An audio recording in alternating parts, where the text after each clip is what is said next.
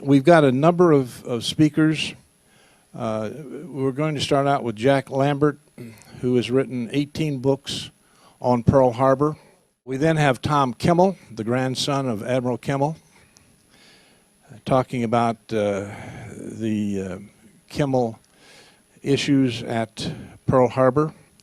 Jim Johns, who you've heard speak before, will follow Tom. And then we're going to have Bud Nakasone speak. As a 14-year-old child, he saw the attack from his family's front porch. Jack's going to do a setup for us on what happened, and he's actually got some material that he will explain that hasn't been seen before. Pacific War planning by both the U.S. and Japan were more or less mirror images. We both included Oahu as key points. The belligerent Japanese had already warred against Russia and China, and in 1941 Japan joined the Axis, Germany and Italy, and were granted the right to occupy French Indochina on China's southern flank. This also put them near the Dutch East Indies. These moves and the war ongoing in Europe prompted FDR to embargo vital materials from Japan, and then in April 41 he advanced the U.S. Pacific Fleet under Admiral Husband Kimmel from San Diego to Oahu. This cleaved the distance to the Philippines by over 2,000 miles. We were still 3,000 miles away. While Admiral Kimmel commanded the Pacific Fleet, naval installations on Oahu were headed by Admiral Block and the patrol wings by Admiral Bellinger. Although Oahu was essentially a naval base and a series of airfields, this is the war warning that was given to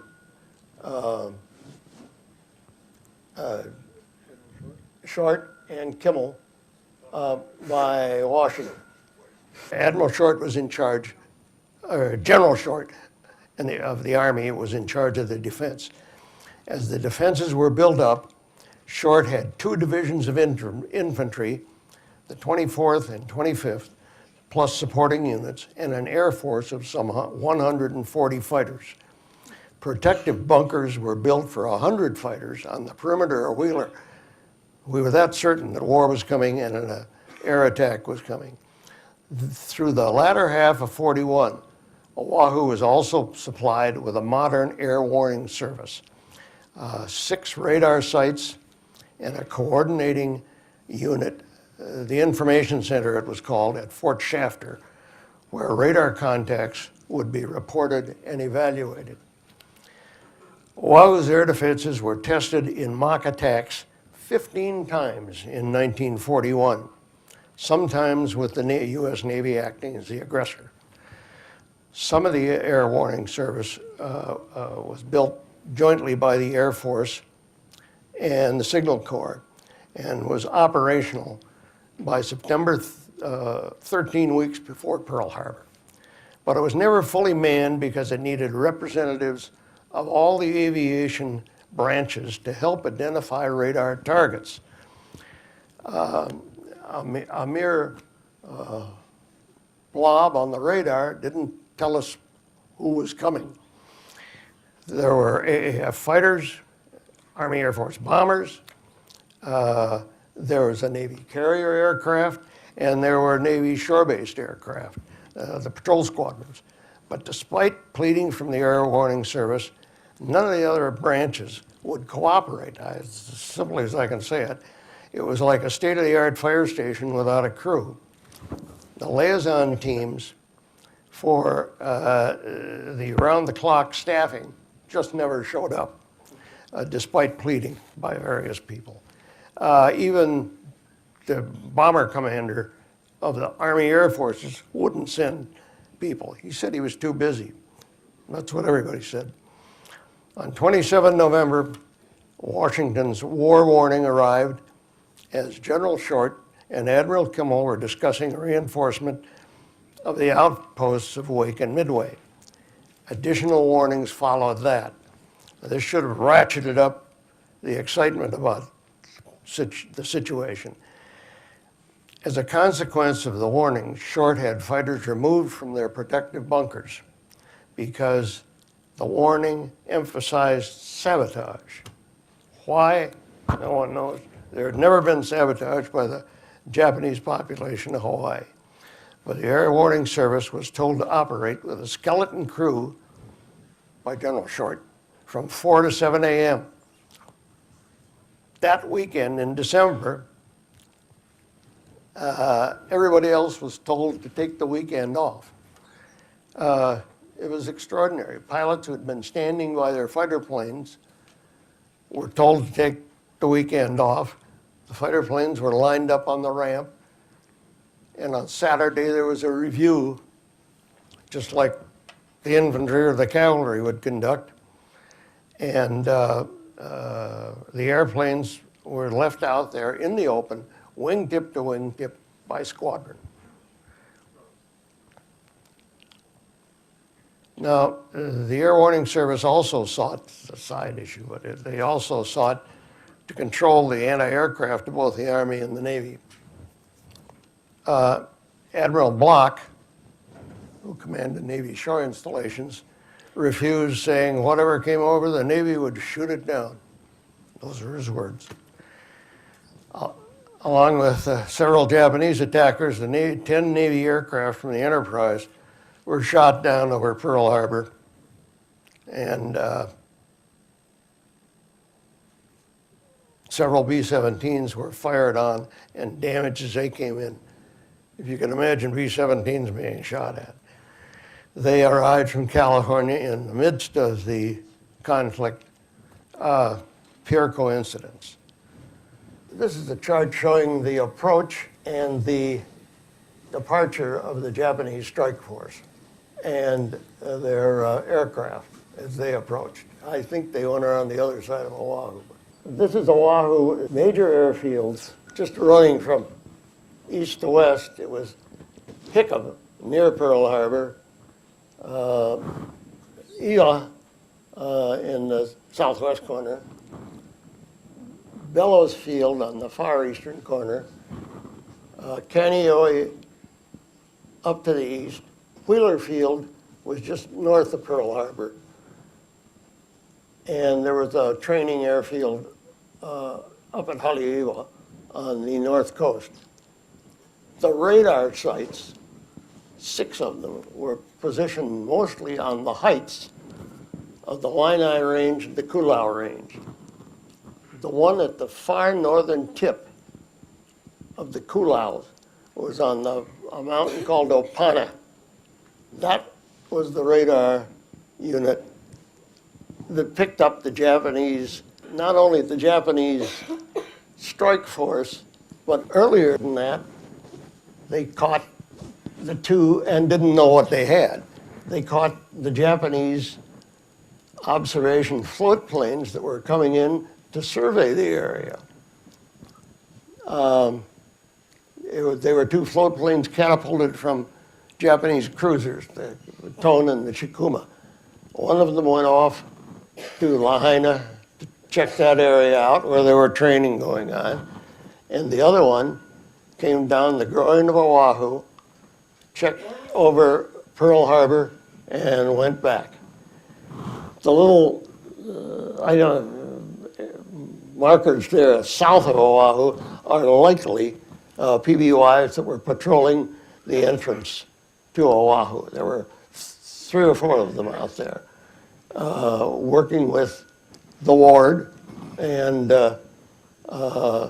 one of them was involved in the attack on the same submarine that the ward found. If you look at the coding on this, the code that you see of the top one with the green, it actually plots the times of these recon planes coming in. Yeah. And you see that one is, I think it's 6:15 up on the top.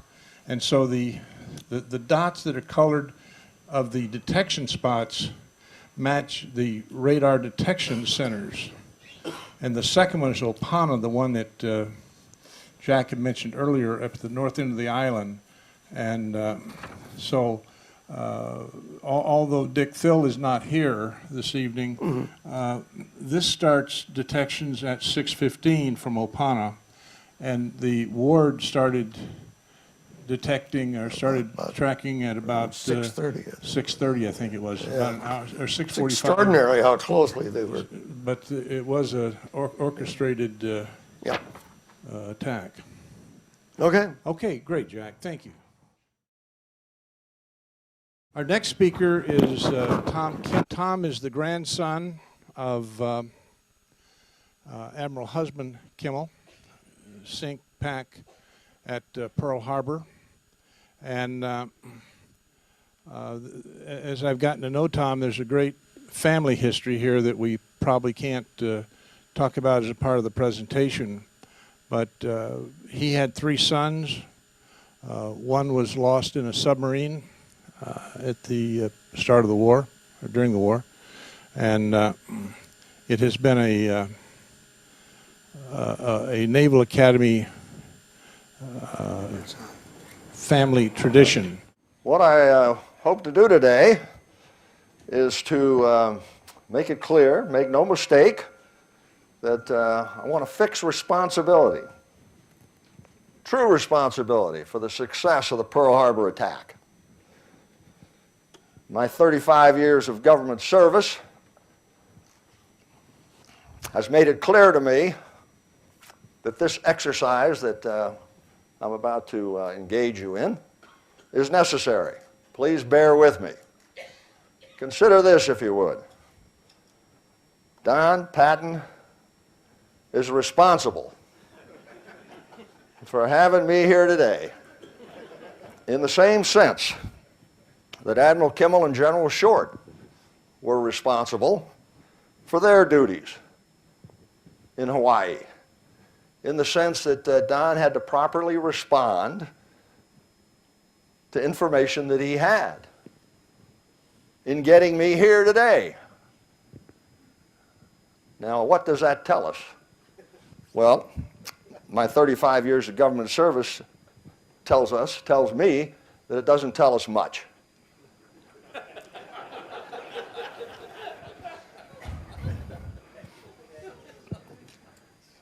In the government, we like to bandy about this idea of responsibility, frequently to obscure, to obfuscate. Alexander Hamilton wrote all about that in the Federalist Papers, number 70. Consider further, Don Patton is accountable for everything he did and did not do in getting me here today, just like Admiral Kimmel and General Short. Few people in the history of the Republic have had to account more for their actions or lack of action than Admiral Kimmel and General Short. And Don Patton is in the same situation as far as my presence is here today. He's accountable for everything he did and did not do in getting me here today. And the weather. Now what have we learned? We still haven't learned much. What we really want to know, is Don blamable for having me here today? And ultimately, ladies and gentlemen, for you to decide, should he be punished for having me here today?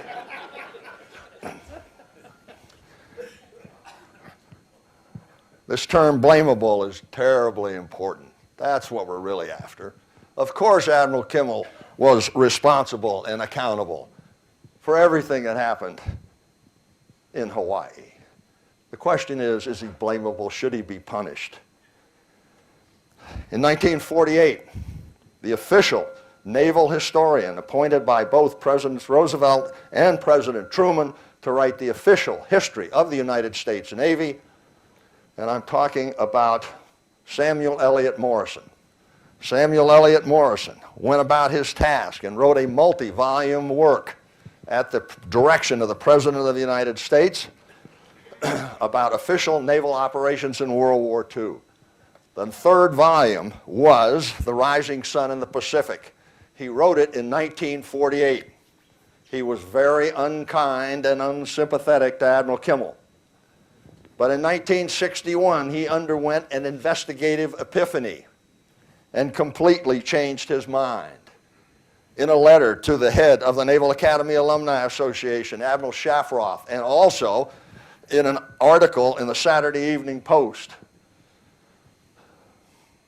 Samuel Eliot Morison said Admiral Kimmel was no more blamable than a number of people in Washington. Turner, the head of Navy War Plans, Garreau, the head of Army War Plans, Marshall, the Chief of Staff of the Army, General Miles, the head of Army Intelligence, and Admiral Wilkinson, the head of Navy Intelligence. And he also threw in Admiral Stark in his Saturday Evening Post article of the same flavor. If I were pushed to name one person as being more careless or stupid than all the rest, it would be who? Or is it whom? Admiral Richmond Kelly Turner. And here's the key phrase that I want you to take home with you. If you, Admiral Shafroth, and your Naval Academy friends are getting up any sort of petition to have Admiral Kimmel's status restored or record changed, you can count on me to sign it. Another famous Pearl Harbor historian, Roberta Wallstetter, is largely responsible for changing my views and ought to be thanked. We're going to explore why Samuel Eliot Morison changed his mind. But first, it's impossible to have a discussion about Pearl Harbor without having some idea what magic is.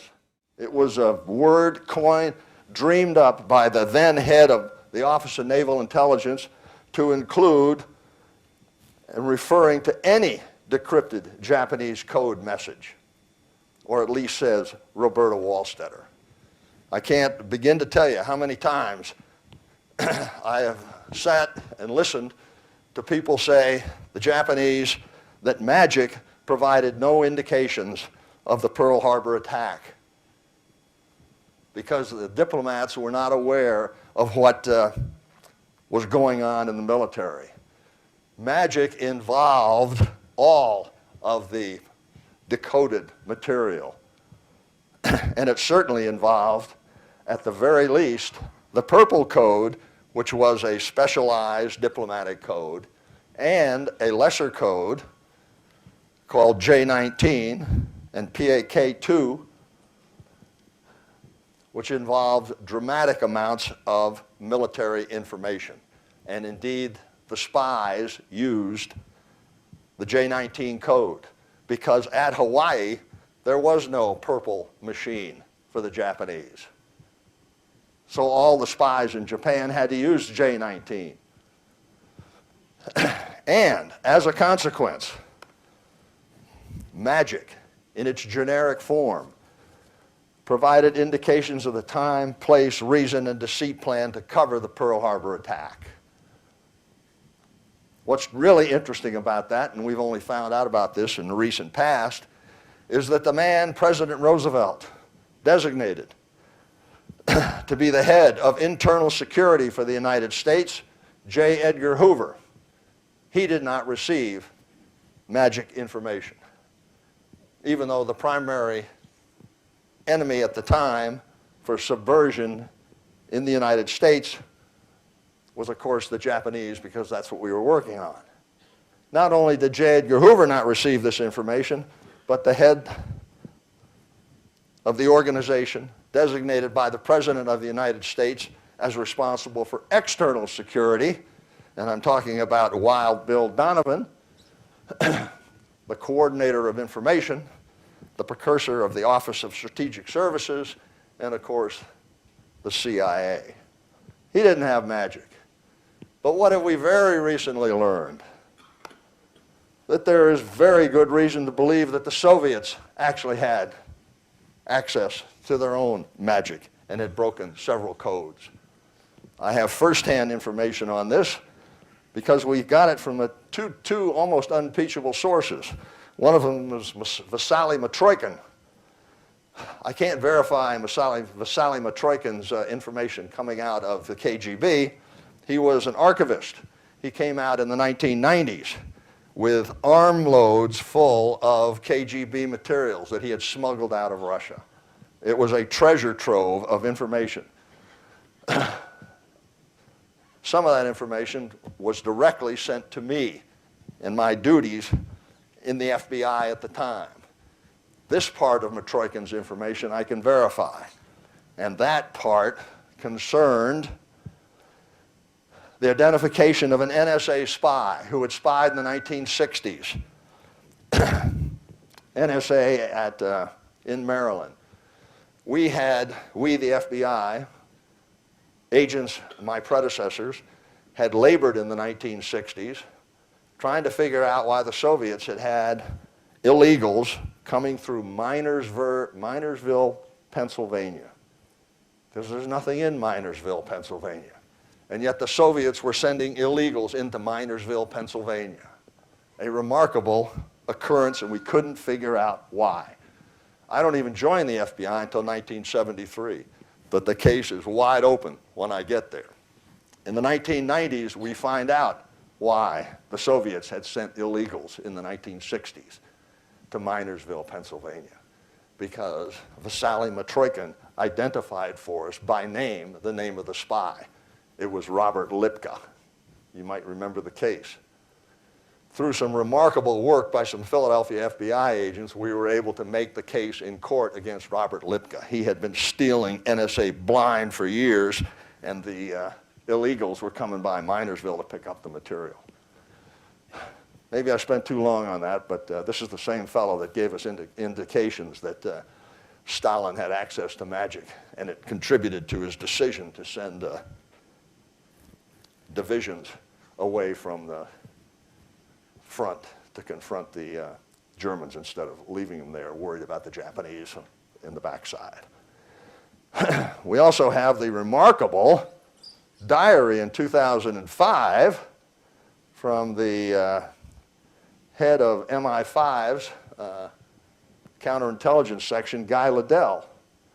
Guy Liddell identifies in his diary prior to the Pearl Harbor attack the fact that he had sent Anthony Blunt down to GCHQ prior to Pearl Harbor to get smart on the British breaking of the Japanese codes and the magic.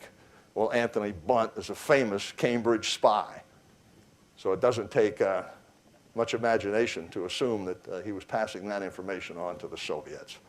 Okay, this idea of magic is so important to the Pearl Harbor story and so important to Admiral Kimmel's defense, if you will. It's more than merely Admiral Kimmel not getting this information. By not getting it in the manner in which he didn't get it, it was actually misleading to the point where we refer to it as having him affirmatively misled. And I don't think there's anybody more qualified to explain that than Admiral Kimmel's counsel. On Oahu, the naval and army commanders heard nothing of the Japanese reactions to the embargoes. They were advised that although the bans were enforced, no hostile reaction by Japan was expected. Kimmel, Hanafi believes, was badly served. Pearl Harbor did not have the purple machine, which was necessary to intercept the critical Japanese diplomatic messages.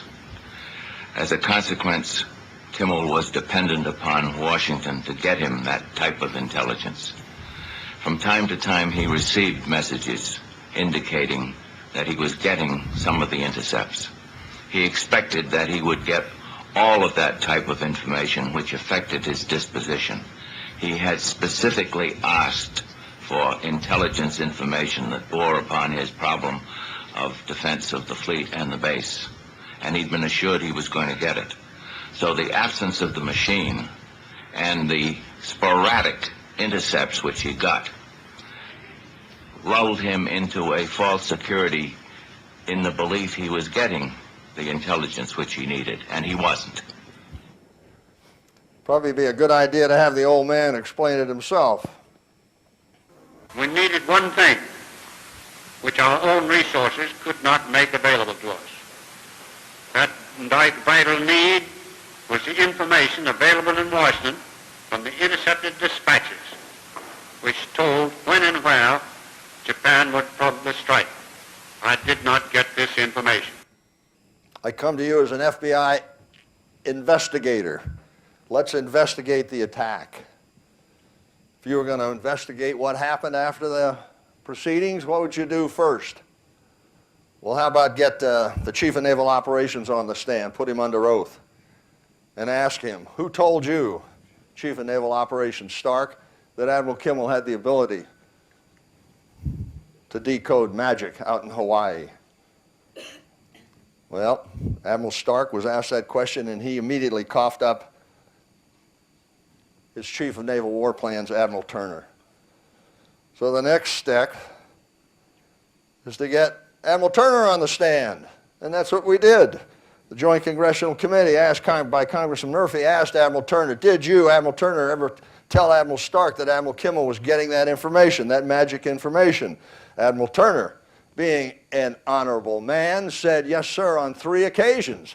I asked Admiral Noyes, the Director of Naval Communications, about it, and so reported back to Admiral Stark, the Chief of Naval Operations. I went through this exercise on 3 occasions, he testified. The first time was in January of 1941, actually 1 month before Kimmel took over the Pacific Fleet. The second time he reported back to Chief of Naval Operations Stark was in July or August of 1941. Kimmel is getting this magic information. He has the ability to receive it out there in Hawaii. He has the same abilities in Hawaii as we have in Washington, D.C., so said Admiral Turner. He went through it for a third time in November of 1941, all with the same outrageous result, that Kimmel was getting this information. The next step in the investigation was to put Admiral Noyes on the stand. Admiral Noyes was asked that question, and Admiral Noyes said, responding to the question, did you tell Admiral Turner that Kimmel was getting the magic? And Noyes said, no. That, I can tell you as an investigator, is an investigative epiphany. Where else are you going to go with your investigation now? There's nowhere else to go. So what happened next? Well, the Roberts Commission,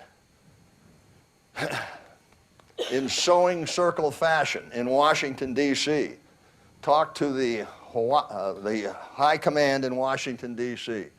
This is the High Command, the Navy and the Army's High Command. And as a result of a report of that meeting by the Director of the Office of Naval Intelligence, Admiral Wilkinson, we found out that the Roberts Committee meeting was discussing magic freely.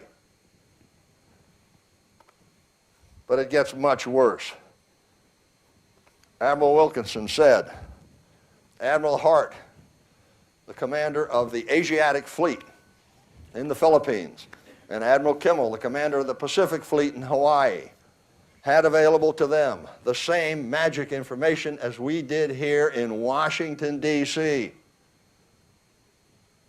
And indeed, Admiral Hart did have access to magic out in the Philippines.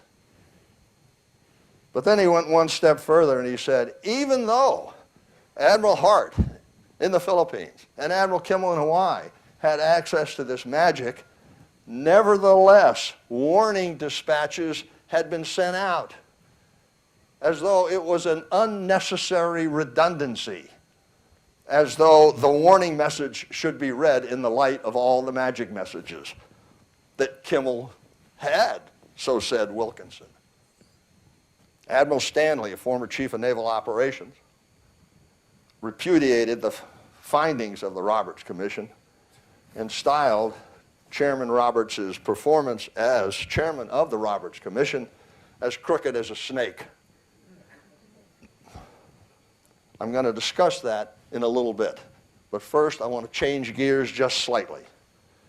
The highlight of the Joint Congressional Committee investigation, clearly the highlight of the investigation, was the testimony of Lester Sholes, Commander Lester Sholes, who later became the Director of the Office of Naval Intelligence. At 9:30 p.m., Saturday, December 6th, in the evening, he delivered to the President of the United States the Japanese response to the famous November 26, 1941 American Note, or ultimatum, if you prefer, from the Secretary of State Cordell Hull. The response was to be in 14 parts. And of course, we knew this before the Japanese ambassadors in Washington, D.C. knew it, because we were reading Magic at that time like a book. We were actually reading it before the Japanese ambassadors were in Washington, D.C. The 13th part came in the evening of December 6, 1941. Lester Sholes, testifying under oath before the Joint Congressional Committee, described the delivery of that 13th part. He gave it to the President of the United States. The President of the United States declared, "This means war." He turned it to his number one confidant, Karl Rove, Harry Hopkins. And Harry Hopkins agreed, this means war. As an investigator, what would this tell you?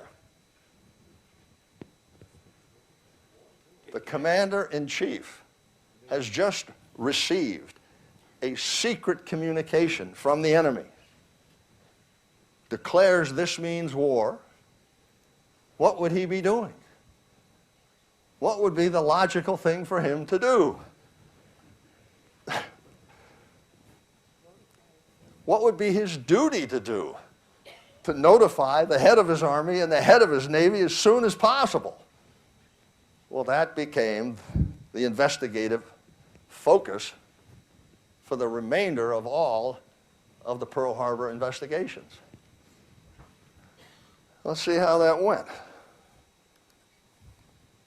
General Marshall on the stand, famously, was asked where he was. On December 6th in the evening, General Marshall, perhaps the smartest man to ever be in the United States Army, VMI graduate of distinction, renowned for his photographic memory, praised by President Truman for that very fact. You, General Marshall, Chief of Staff of the Army, with the primary responsibility of warning our armed forces worldwide of the threat, where were you, sir, when your only boss was reading a secret dispatch from the enemy and declaring this means war? What was his famous response? Anybody? I don't remember. I don't remember. Thank you. There was still plenty of time Sunday morning. Because recall, when the final response was put together, the 14th part, we had yet another message telling the ambassadors in Washington to deliver the response, which incidentally was written in English. There was no need to translate it, because obviously the Japanese were making a statement for history. For history. Trying to rationalize and explain what they were about to do for history. It's in English. General Marshall, where were you when your boss received this secret information, declared this means war? And we then later got the 14th part on Sunday morning. Where were you Sunday morning, sir? General Marshall said he didn't have any independent recollection, but his usual practice was to go horseback riding on Sunday morning in Rock Creek Park. So he really gave a very garbled response to that. Investigators now, frustrated out of their socks, said, okay, General, you don't know where you were the night before when your boss was declaring this means war. You're not exactly sure of your movement Sunday morning. Where were you, sir, when you actually got the word that Pearl Harbor was under attack? You can find that response in Volume 3 of the Joint Congressional Committee's Pearl Harbor Attack Series at page 1109.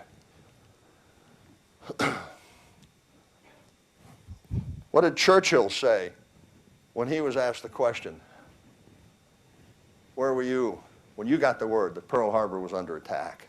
Anybody remember that? Thank you. What did he say? Satiated with satisfaction and emotion, I went to sleep and slept the sleep of the saved and the thankful. A little bit different than I don't know where I was. But I, of course, focus on the Navy. What about the Navy? That's what I want to know. Admiral Stark, where were you, sir? When your only boss, the commander-in-chief, was reading the secret communications Saturday evening and declaring this means war, where were you, sir? The Joint Congressional Committee put him under oath and asked him that question on January 2nd, 1946, and Admiral Stark said, I don't know where I was that evening. Nobody reached me.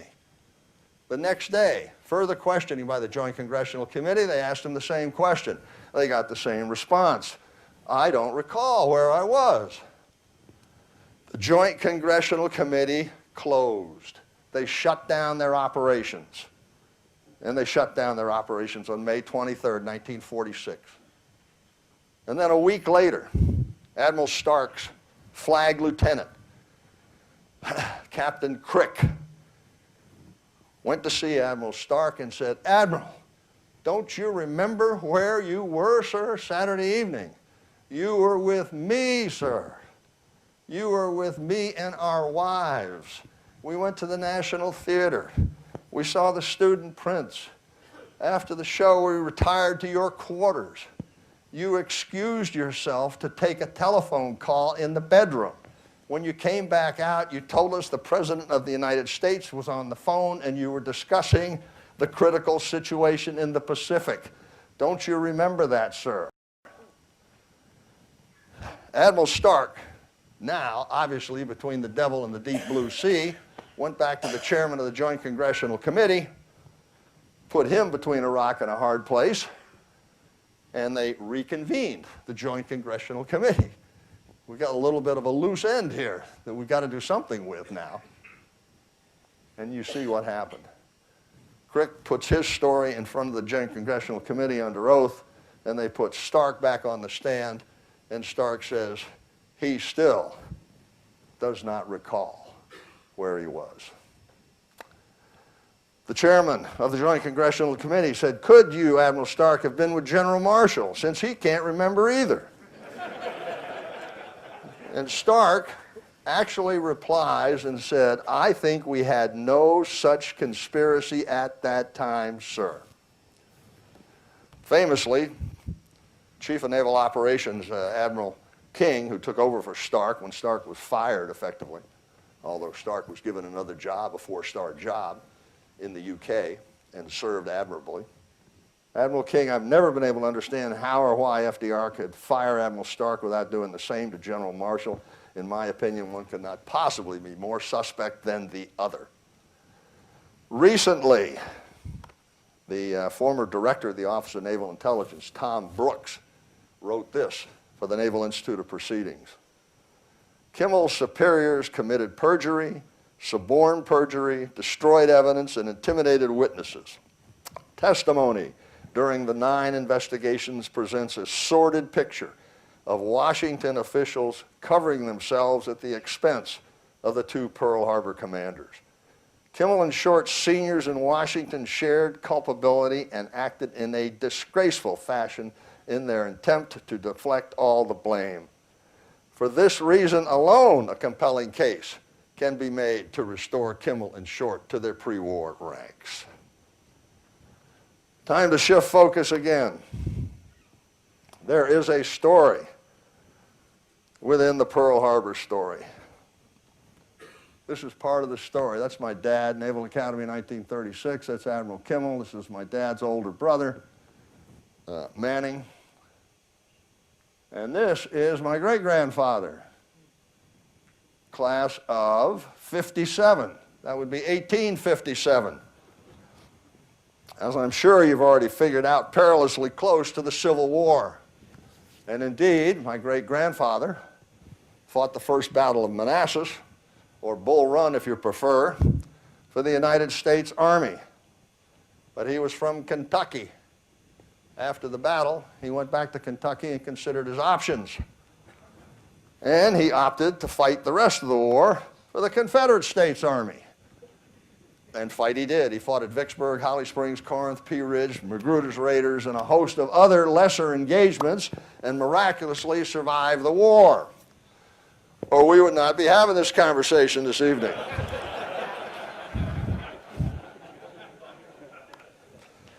These are the 3 submarines that my dad was on. S-40, a floating coffin, was in Manila Bay when the Japanese attacked. The habitability of S-40 was so bad that nobody stayed on board the ship when she was alongside the pier. So my dad was actually in the bachelor officer quarters, along with several others. They got the word that Pearl Harbor was under attack about 2 hours after it was attacked. He strolled down to the front office of the BOQ, and they said, Pearl Harbor's under attack. My dad said he didn't believe him. And he got back to the duty officer, back to the ship, and he said, I understand Pearl Harbor's under attack. He said, yeah. He said, well, what did you do? And he said, I went and strapped on my .45. How many submarines were in Manila Bay when Pearl Harbor was attacked? Sitting there at anchor or alongside the tender or alongside the pier with no special precautions, no special instructions. Anybody want to take a guess? There were 26 submarines alongside the pier, alongside the tender, or anchored. There were 3 more outside of Manila Bay. Admiral Hart had 29 submarines with no special precautions, no special instructions. Consider this. If the Japanese had attacked those 29 submarines, or the 26 that were sitting ducks, instead of the 8 battleships at Pearl Harbor, they would have increased their war effort by an order of magnitude. Because as Tojo said before he was hung, he was responding to the question, what do you think are the reasons why the Japanese lost the war? And he gave 3 reasons. Recall what they are? In no priority order. Fast carrier attacks from the United States, attrition from submarines, and island hopping tactics. In no particular order. Battleships didn't figure in on that. These are the 3 submarines that my uncle, my dad's older brother, were on during the war. He was on drum at Midway. He was on Rattan when Lapon fired 2 torpedoes. Lapon's another U.S. submarine. Fired 2 torpedoes at Rattan, bounced off their hull in the South China Sea. But fortunately, in a manner of speaking, the torpedoes, the American torpedoes for the first 2.5 years of the war, as a general proposition, did not work. Or my uncle never would have made it to commanding officer of the Robolo. And Robolo was lost with all hands sometime in 1944 or 45. We're not exactly sure because nothing was ever recovered. Moving along, Admiral Kimmel had 3 sons. The oldest boy was killed in the war, my dad, and a much younger son who also fought on Navy ships in World War II. He fought on the Vixen and the Ranger. But he strayed badly and went to the Ivy League, graduating from Princeton and Harvard Law School. He is largely responsible for obtaining some very important legislation, which I have alluded to in a handout. I only had 25 of them. But let me say this about that. This is perhaps my favorite picture of all time. And the reason for it is simple, because I know how difficult it was for the Time Life photographers that took this photograph in 1991 to get both my dad and my uncle smiling like they are here. This may be the most important thing that I leave with you this evening, and that is that in 1984, the then president of the Pearl Harbor Survivors Association, in 1984 it was still a large organization, they summoned, the president, Alex Cobb, summoned my dad and my uncle to a restaurant in New York and asked my dad and my uncle to assist the Pearl Harbor Survivors Association in rehabilitating the reputations of Admiral Kimmel and General Short, their commanders. The Pearl Harbor Survivors Association had had enough. My dad and my uncle looked at each other and said, my goodness, if the men who suffered the most from the Pearl Harbor attack want our support, who are we to do anything but give our all? And they did. My uncle, the lawyer, is largely responsible for obtaining legislation in 2000 that the Congress passed, recommending that the president, whoever the president was then, whoever the president may be in the future, to posthumously advance Admiral Kimmel and General Short on the retired list to their highest held temporary ranks, as they are the only two persons otherwise qualified under the Officer Personnel Act of 1947 who have not received that benefit. The important point here is that this advancement initiative, which doesn't cost a thing, incidentally, began with the Pearl Harbor Survivors Association. Did not begin with the Kimmel family. But I am about continuing my dad's work. Okay, here's the real story within the Pearl Harbor story. 9 days after the Pearl Harbor attack, the President of the United States selected a sitting Supreme Court Associate Justice, Owen Roberts, to go out to Hawaii and investigate the Army and the Navy only, and then only in Hawaii.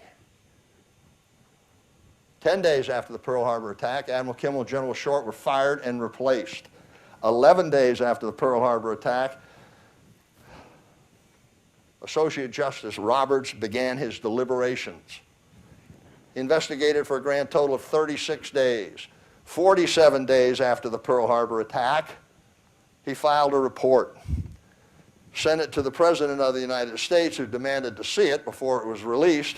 The President liked it because it cast sole blame. It declared Admiral Kimmel and General Short solely blamable for the success of the Japanese attack and derelict in their duty, and made specific mention that the President, the Secretary of State, the Secretary of War, the Secretary of the Navy, the Chief of Staff of the Army, and Admiral Stark did a great job, even though that wasn't even part of their brief. 47 days after the Pearl Harbor attack, that's the end of the story. Soup to nuts, that's all that would have happened.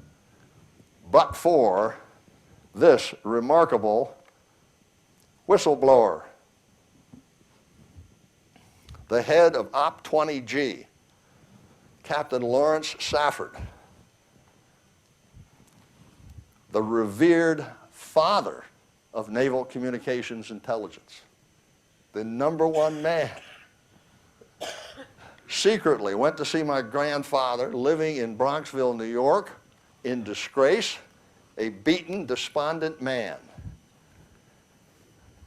Captain Safford turned to Admiral Kimmel and said, Admiral, did you have available to you in Hawaii the same information we had available to us in Washington, D.C. from the secret decoding of Japanese diplomatic and spy communications, which gave us indications, Admiral, prior to the attack of the time, place, reason, and deceit plan to cover the attack? Did you have that information available to you? Admiral Kimmel looked at Captain Safford and said, Captain, what in the world are you talking about? Safford explained. That very day, my grandfather turned into a fighting tiger. He got himself legal representation out of Boston. The junior counsel, Ed Hannafy, actually wrote the enabling legislation that he took to the Naval Affairs Committee with Safford's information. The Naval Affairs Committee was so impressed by what they saw that they took it to the full Congress. And the full Congress ordered the Army and the Navy to conduct further investigations. And that's where you wind up with the remaining 8 investigations. That's the real story within the Pearl Harbor story.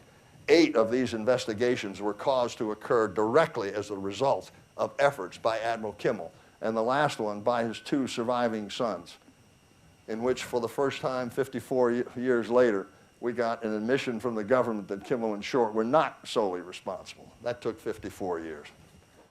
This is the update. As a result of mainly of the effort of my uncle, but with great assistance from my dad, They prevailed in 2000 upon Senator Joe Biden from Delaware and his colleague, Senator Roth from Delaware, who was the Republican, to come together and sponsor legislation that recommended to the president that they advance Kimmel and Short. For a variety of reasons, that has not occurred. And as I was reviewing the landscape in August, I suddenly recognized that we had a new Secretary of Defense, and something in the back of my mind clicked. So I went and checked the roll call vote on that legislation back in 1999 and 2000. And lo and behold, I found that the now Secretary of Defense, Chuck Hagel, back in those days, was a senator from Nebraska, and he voted for the legislation. So I thought, well, my goodness, since we've been in contact with Vice President Biden's office, and Vice President Biden tells us that the hang-up on this recommendation from the Congress in 2000 is hung up with the Department of Defense, I thought this might be a good opportunity to reacquaint Secretary of Defense Hagel with his Senate vote in 1999. And this is the letter. It's short. I'm going to read it to you. It's available on my website. I had 25 copies, and hopefully there are 25 copies circulating around here. Mr. Secretary, the record reflects that Vice President Biden sponsored and you voted for the 1999 Senate bill recommending posthumous advancement in rank for Rear Admiral Kimmel and Major General Short. The Vice President has said that the Kimmel and Short matter is the most tragic injustice in American military history. His office recently advised that the matter rests with the Department of Defense. I urge you to end this historical injustice by recommending to the President that he honor the will of the Congress and the Pearl Harbor Survivors Association by nominating Kimmel and Short for advancement. The Department of Defense's inaction is perceived by many as obstructing the will of the Congress and the Pearl Harbor Survivors Association, who began this advancement initiative in 1984. I also included that, indicated that I had enclosed background information specific to Rear Admiral Kimmel. There were 5 points to be made. The first one was that the giants of World War II, and I'm talking about 3 of the 5 five-star admirals in the history of the United States Navy. Who are the other 2? Leahy, who never said a thing about Pearl Harbor or Admiral Kimmel or General Short that I'm aware of. Correct me if I'm wrong. And Dewey, who was of a different era. On my handout, I, of course, quote all of them. I don't have time to quote them all now, but I should point out that if there had been a 6th five-star admiral, it would have been Admiral Spruance, the famous hero from the Battle of Midway. And, of course, Admiral Kincaid was the commander of the 7th Fleet during the Battle of Leyte Gulf, the biggest battle in the history of the world by a measure. I'll give you one quote because I think it's the most important quote that has come from a giant of World War II, and that was from Nimitz. Anytime I get in trouble in my arguments about Kimmel, I like to hide behind Admiral Nimitz. Nimitz wrote that the Secretary of the Navy, Frank Knox, was wrong in blaming Kimmel. Admiral Kimmel had been given no information which would justify interrupting a very urgent training schedule. This comes from Admiral Nimitz. So if you don't like the arguments for Kimmel, take it up with Nimitz.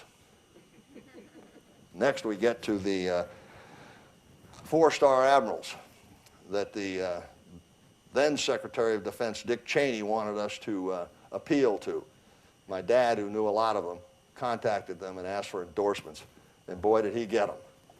We have 6 former chiefs of naval operations, 2 former chairmen of the Joint Chiefs of Staff, 1 former director of Central Intelligence, and 26 other 4-star admirals who are on record in writing as supporting this action for Admiral Kimmel You can get the details on my website.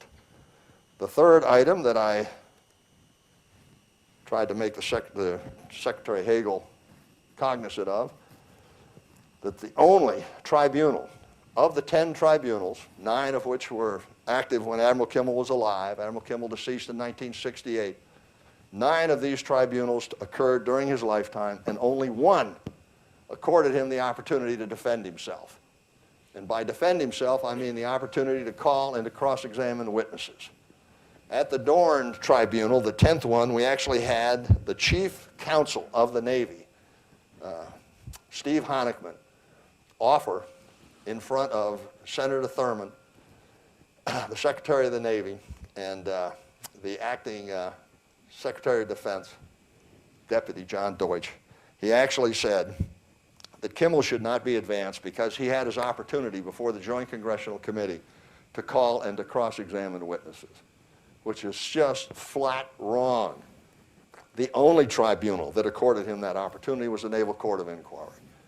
So you would think, in our system of jurisprudence, that it would have more weight than those that did not accord the man accused to defend himself. What did the Naval Court of Inquiry find? The Naval Court of Inquiry found that there was not a scintilla of evidence to support a charge of dereliction of duty against Admiral Kimmel. They offered that he committed no errors of judgment on the basis of information that he was given. They approved of all of his forced dispositions, again, on the basis of information that he was given. The president of the court, Admiral Murfin, opined that they, the Naval Court of Inquiry, thought that Admiral Kimmel had done everything possible under the political circumstances at that time. And they made one further finding, and that was to severely criticize Admiral Kimmel's only uniformed boss, the Chief of Naval Operations, for not keeping Kimmel adequately and appropriately informed of developments in Washington as he had promised to do on multiple occasions. The fourth point I wanted to make, we keep hearing that there's nothing new in the Pearl Harbor story, and that's why they're not going to follow the recommendation of the Congress. I could give you 40 examples of new information. Obviously, I don't have time to do anything like that.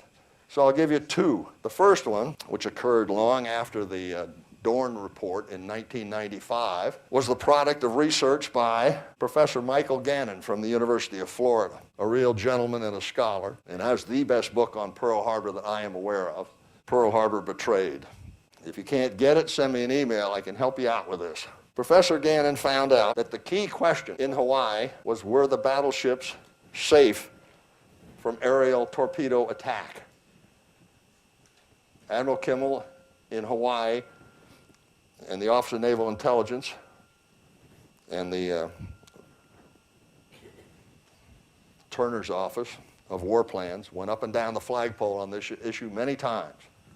And it was determined that no Navy in the world had the capability of successfully airdropping a torpedo in water as shallow as that in Hawaii. 42 feet in the channel, 30 feet outside the channel. It was not thought anybody had that capability. And yet we find out in 2001, we find out that the Navy declassified in 1998 a report from the then naval attaché to London, the famous commander of Submarines Pacific, Charles Lockwood, who was my dad and my uncle's boss. My dad never knew of this information, which I'm about to give you. In a report dated July 15th, 1941, 6 months prior to Pearl Harbor, the naval attaché in London was told by the British that they had the capability of successfully airdropping a torpedo in 24 feet of water. And that report not only was never sent to Admiral Kimmel, it was never made available to any of the investigations. The second example, and I found this one out on my own, partially because I'm an FBI agent. The head of counterintelligence for Army G2 in Washington, D.C. was John Terbush Bissell. John Terbush Bissell secretly went to the FBI 5 days after the Pearl Harbor attack and told the FBI that about 10 days prior to the Pearl Harbor attack, authorities in the Army and the Navy in Hawaii had intercepted the complete plans for the Japanese attack. And they had also intercepted the code words, which indicated that the attack would take place on a Friday or a Saturday.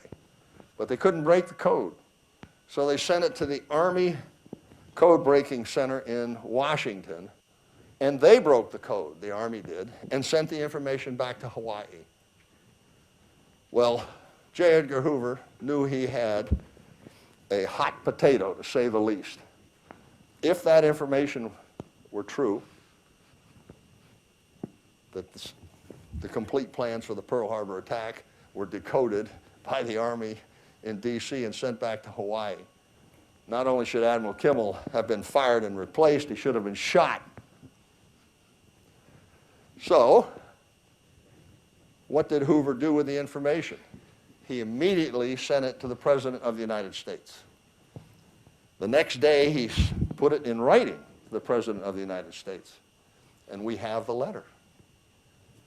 But it wasn't until 2007 that we determined who John Terbush Bissell was. That had been redacted in previous efforts. And he gave it to an FBI agent by the name of Gordon, as I recall. A week after that, J. Edgar Hoover sent the information to the head of the Roberts Commission, the sitting Supreme Court Associate Justice. Not only did he send him that information, he sent him some investigative guidance on how he should handle that information. He should find out who it was that received this information and what was done about it. So, Justice Roberts headed off to Hawaii and put the head of Army Intelligence under oath and asked him, did you get this information from Washington, D.C.? And the head of Army Intelligence out there, Fiedler is his name, looked at Justice Roberts and, I don't know what you're talking about. So Roberts went on and asked the same question to his assistant, Colonel Bicknell. Did you get this complete plans information and this notice of code words about the attack possibly taking place on Friday or Saturday? And Bicknell said, I don't know what you're talking about. No, I didn't get anything like that. 5 years later, at the Joint Congressional Committee, Senator Ferguson is reviewing the Roberts Commission transcripts, and he sees these very peculiar questions being asked the head of Army Intelligence and the assistant head of Army Intelligence out in Hawaii.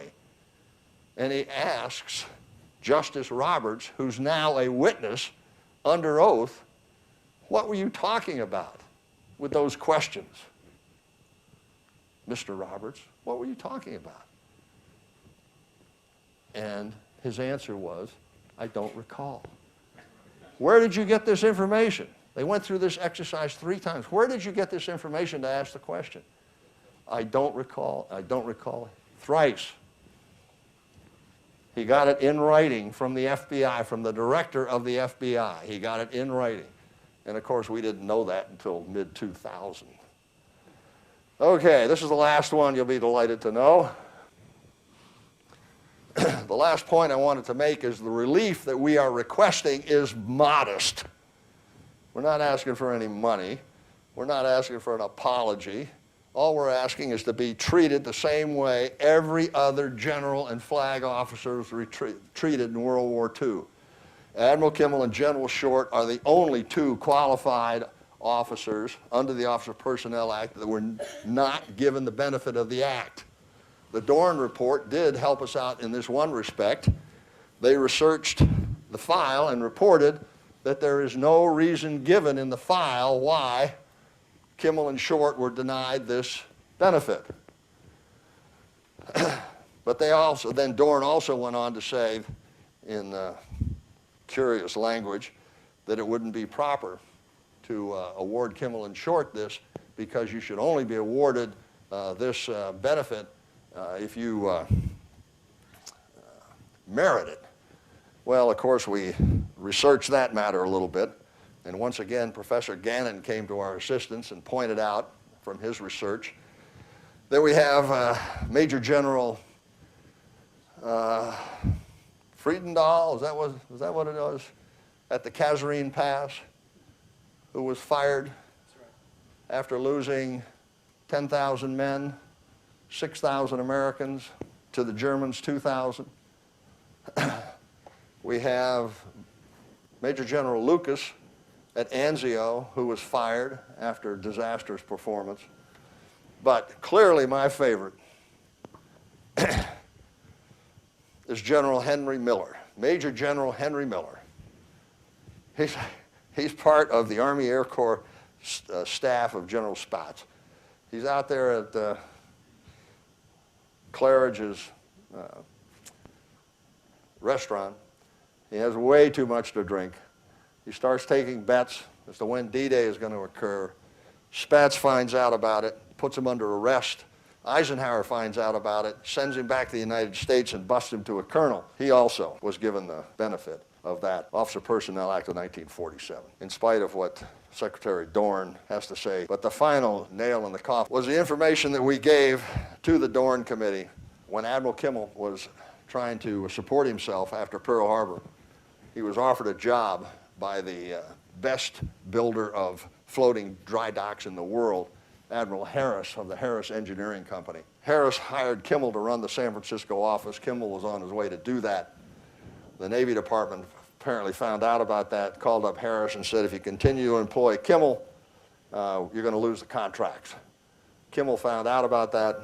He decided he was going to go to Washington and fight this Pearl Harbor matter. Harris said, don't do it, because they will ruin you if you take that course.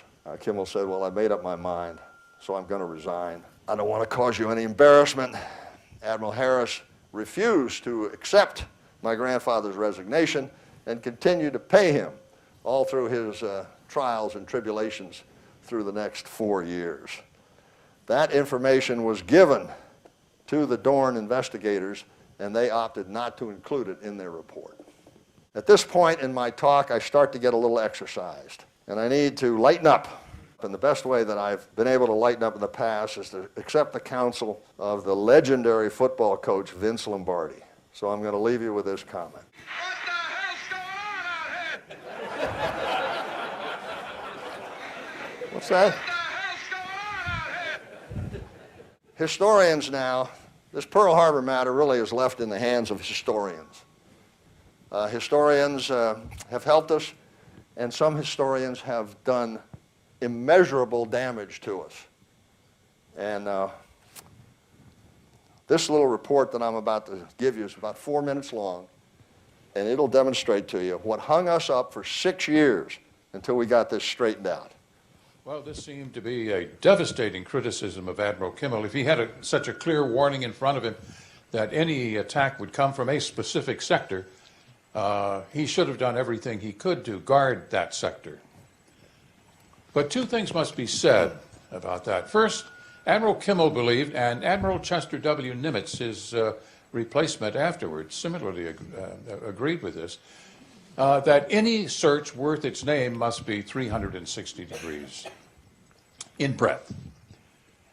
And as for the Martin Bellinger report, that was a report that was compiled and given to Admiral Kimmel on March 31, 1941 by Major General Frederick Martin and Rear Admiral Patrick Bellinger.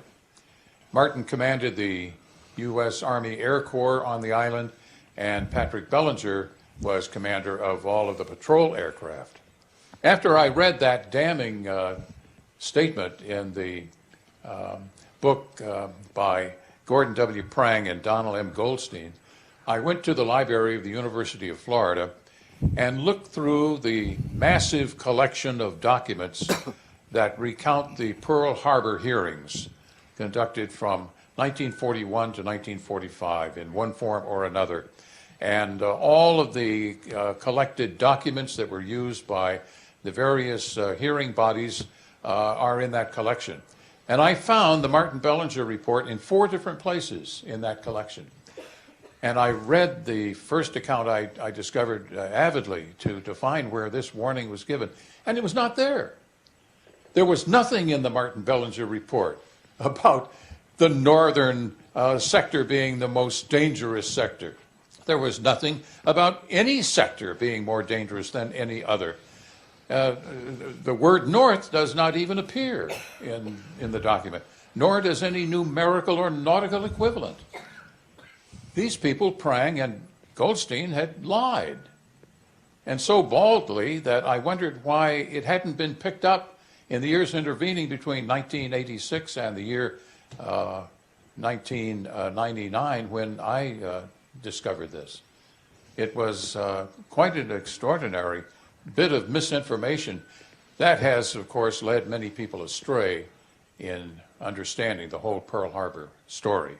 In 2001, which was the 60th anniversary of the Japanese attack on Pearl Harbor, I attended a conference in Honolulu put on by the National Park Service, to which many historians of the Pearl Harbor attack had been invited, one of them, Donald Goldstein. And when it came my time to speak, I confronted him with the document. I went through all four of the documents as they were collected in the hearings volumes, and they were all identical. So I held up a copy of the Martin Bellinger report, and I said, Dr. Goldstein, there is nothing in this report that states that the northern sector or any other sector was more dangerous than any others. Why did you make the statement that you did in your book, Pearl Harbor, The Verdict of History? And he made no reply. He chuckled and laughed it off. And I said, it's only 7 pages long. It wouldn't take you long to read it at all. I have it here for you to read. And he chuckled it off, and the audience, I must say, chuckled with him. And so I tried to make the point then, and I'm trying to make the point here once more, that Admiral Kimmel was never given such a warning, and he is not guilty as charged. Captain Joe Taussig won the Navy Cross on the Nevada at Pearl Harbor, lost a leg in the process by beaching it. At any rate, Captain Taussig spent quite a career with the Navy and rose to great heights. He had this to say about radar on December 7, 1941. I do not think it strange that the so-called radar warning was ignored. For as Sir Winston might have put it, it had much to be ignored about. On 7 December 1941, this experimental equipment was extremely unreliable, mostly because it was, so to speak, false return prone. A flight of gulls, for example, could snafu the entire system, and anyone purporting to see a flight of bombers on an A-scope circa December 1941 was indeed a seer of great perception. One aircraft made the same mess on the scope as 100, and any number of boats, ships, and seagulls could do the same thing. This is all prior to IFF technology and such. This is what Admiral Kimmel's testimony was about the aircraft warning system. I took Army personnel to sea with the fleet so that they could be trained as radar operators. I assigned to the Army a naval officer who had experience in Britain with radar to give any advice and assistance he could in connection with the aircraft warning net in Hawaii. It has been reported by some historians that Kimmel made no effort to contact the air warning system during Pearl Harbor, which is completely at odds with his testimony before the Naval Court of Inquiry, where he made it abundantly clear that he and Bellinger and co. had tried many times to reach the air warning system, but they couldn't get through on the telephone. Comment about guns at Pearl Harbor and why only 29 planes were shot down? You want that one? Yeah, sure. Have we had enough? Pearl Harbor guns. In sum and substance, the fleet actually lacked an anti-aircraft protection worthy of the name. The Naval Court of Inquiry said this as well. They said you cannot compare the miserable state of our gunfire on Navy ships in 1941 with what we eventually had in 1943, 44, 45. It is, in fact, remarkable that any Japanese aircraft were actually shot down by these batteries. This was not the fault of the crews. They were drilled incessantly and performed perfectly. It was purely a matter of equipment. The weaponry intended to defend against the attack was incapable of meeting the threat posed by the Japanese. Thank you very much. Great. Turn back. Jim Johns is on our board, has researched Pearl Harbor, the Doolittle Connection in Minnesota, and many other things. Jim, remarks on Pearl Harbor. I thank you. All three of us on the program tonight have the same mission in mind, the exoneration of Admiral Kimmel and General Short. But unfortunately, because of the mic system tonight, there is backtracking by each of us, which we really didn't like to do, but it just works out that it has to. So unfortunately, I'm going to have to backtrack a little bit here. By the summer of 1941, Great Britain was the only survivor in Nazi-controlled Germany, the last democracy in all of Europe. And it was now apparent that in order to defend Britain would mean to have to defeat Germany. But the American voting public and isolationist Congress would have no part of it. As a matter of fact, FDR had tried to provoke Hitler into declaring war on us. Saving Britain and defeating Germany was the #1 priority. As a matter of fact, FDR had even railroaded the Lend-Lease bill through Congress the previous March in the interest of saving Britain. But unknown to him, the Fuhrer had given strict instructions to his U-boat commanders: under no circumstances fire on Lend-Lease ships carrying war goods to Britain until you are absolutely certain that they are British and not American. But with the tripartite pact, an attack from Japan could achieve the same goal, the priority war in Europe.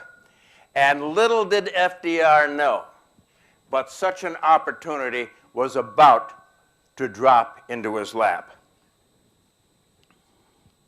At the White House, in the interest of telephone security, in September of 1939, the United States government purchased from AT&T what was called a telephone scrambler system, where for calls in or out of the White House, either end are crystal clear, but for anyone monitoring, anyone eavesdropping, it would be a total garbled mess. Unfortunately, AT&T never quite got around to telling the US government that they had sold the identical scrambler system to Nazi Germany in 1938. However, Germany was unaware of the fact initially that we had the scrambler system until a very innocent article appeared in a Washington, D.C. newspaper in the spring of 1940. In essence, the article stated that the President of the United States is comfortable with his conversations with world diplomats thanks to the scrambler system. Boy, the Germans saw that. We've got the scrambler system. We know the code. All we have to do is figure out the particular cipher that the White House is using. And by late summer 1940, Germany was monitoring every phone call in and out of the White House. But it is thanks to Germany having that system that we have been able to right a misconception on Pearl Harbor. In 1945, at the end of the war, when American and British cryptologists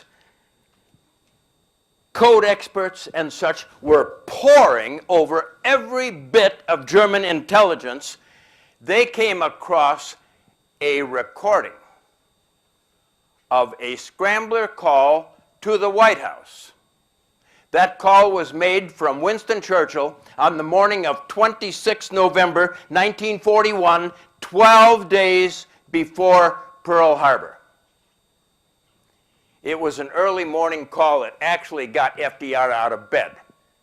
Churchill said, "They're coming." British intelligence has just informed London that a large Japanese task force, including 6 carriers, just departed the Kuril Islands yesterday, November 25th, and they will arrive. Oh, and no, they are not headed south.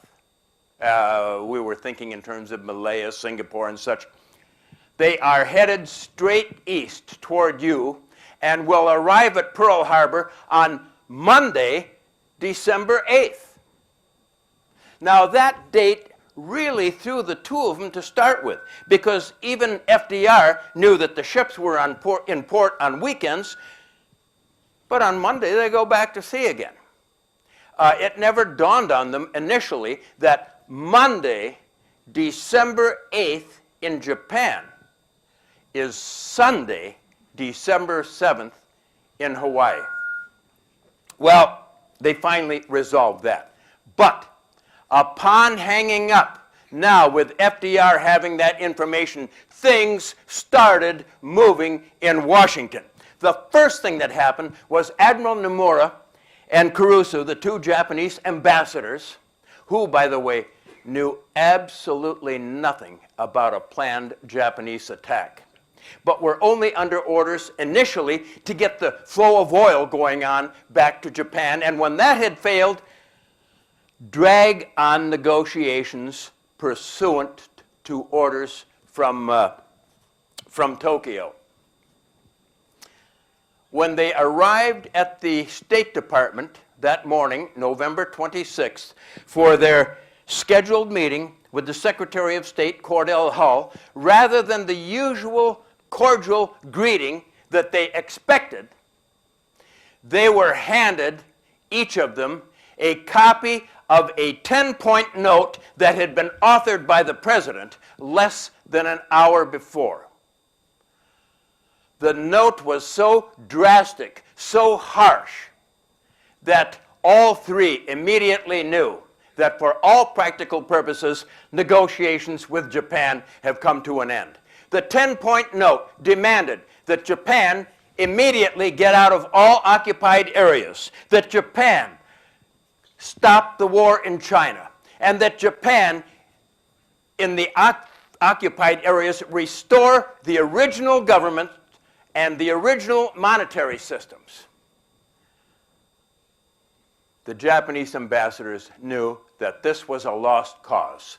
And from this point on until the actual attack, meetings were really getting nowhere.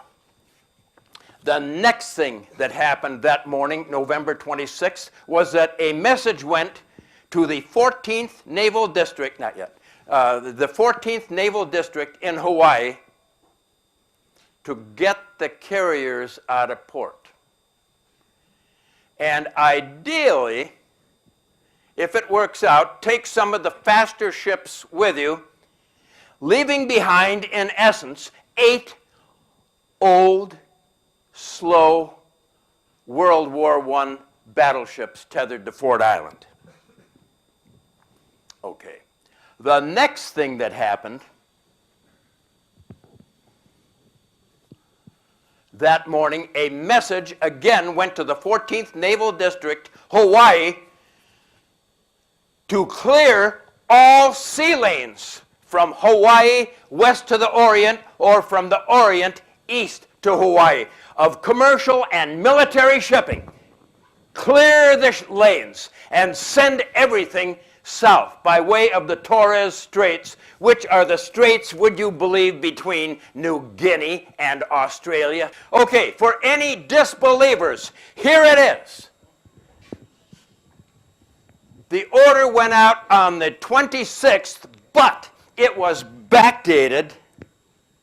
Where am I looking here? It was backdated to the 25th so that for people examining, wondering what was going on, the vacancy order would not be confused with FDR knowing it was coming.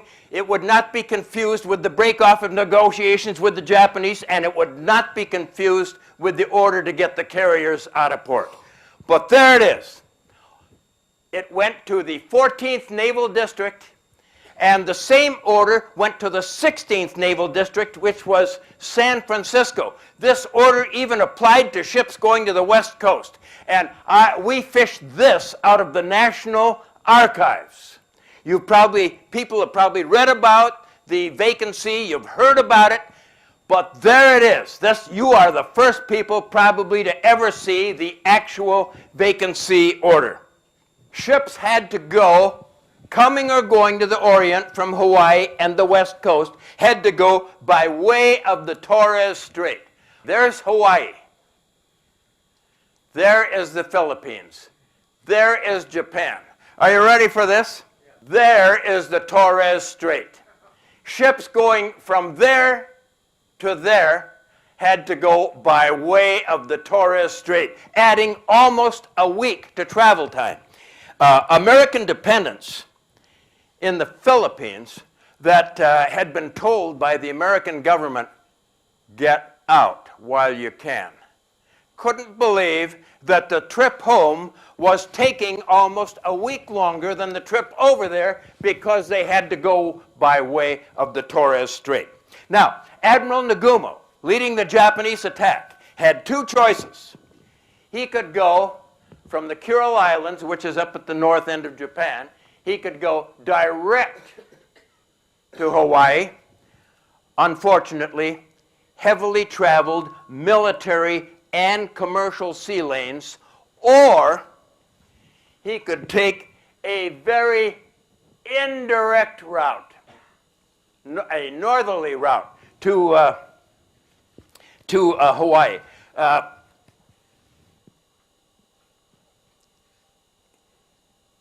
The seas were rougher, which was a consideration because he'd have to do mid-ocean refueling, but far less traveled by commercial and military shipping.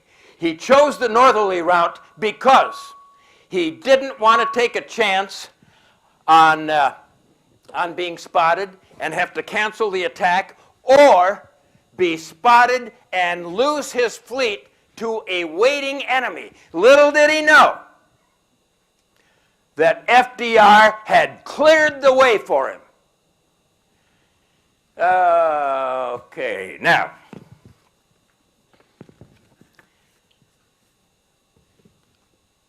Admiral Kimmel understood the vacancy order, but he felt it was his duty, his responsibility to reconnoiter the vacancy. And would you believe that he happened to be in the exact spot where in 2 days Admiral Nagumo would launch his aircraft when Washington heard about it and ordered Admiral Kimmel back to Pearl pronto.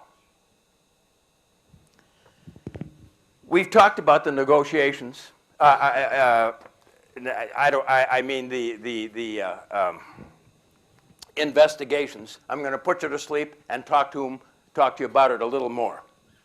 After the attack at Pearl Harbor, FDR, to make absolutely certain that Washington was in no way mentioned, even though FDR knew it was coming, collared an Associate Supreme Court Justice, Owen J. Roberts, to select a committee and examine the attack at Pearl Harbor. Roberts had two requirements. Number one, he had to gear everything to Hawaii. And secondly, he could not even look at Washington. Well, the end result, as you all know, was that the Roberts Commission found Admiral Kimmel and General Short guilty of dereliction of duty and a number of other minor charges. Then there were four in the next year and a half. There were 4 additional committees. All those committees had one common denominator. They were personally appointed by the president. And Tom and I might disagree a little bit here. Maybe we do, maybe we don't. But the purpose of the 4 committees was to make absolutely certain that in examining the Pearl Harbor attack, no way could Washington be involved. By 1944, the Army and Navy had gotten involved. But they had a couple things working for them that the civilian boards did not have. They had access to Japanese diplomatic information. They had access to the JN 19 and 25 Japanese codes and such. And after their findings were complete, they were ready to pass them up the chain of command shortly before the 1944 presidential election, where FDR was running for his 4th term. Upon hearing the decisions of the Army and Navy Board, the president ordered the withholding of that information until after the election. Any of that sound familiar? As such a revelation would have guaranteed New York Governor Thomas E. Dewey the presidency. Well, in 1945, the war ended. The score is 5-2. 5 committees pointing the finger at the Pearl Harbor commanders with no look at Washington, and 2 committees exonerating the Pearl Harbor commanders and pointing the finger at Washington. It was only natural by public demand that there should be an 8th and final investigation. Because the Democrats controlled the House and the Senate in 1945, it was decided that it should only be natural to make it a congressional investigation, where the Democrats could control it and once and for all exonerate the president from any wrongdoing at Pearl Harbor. So, knowledge. So, a committee of 10 was formed, including 6 Democrats and 4 Republicans. Is there anyone in this room right now that cannot imagine in whose favor that committee is going to rule?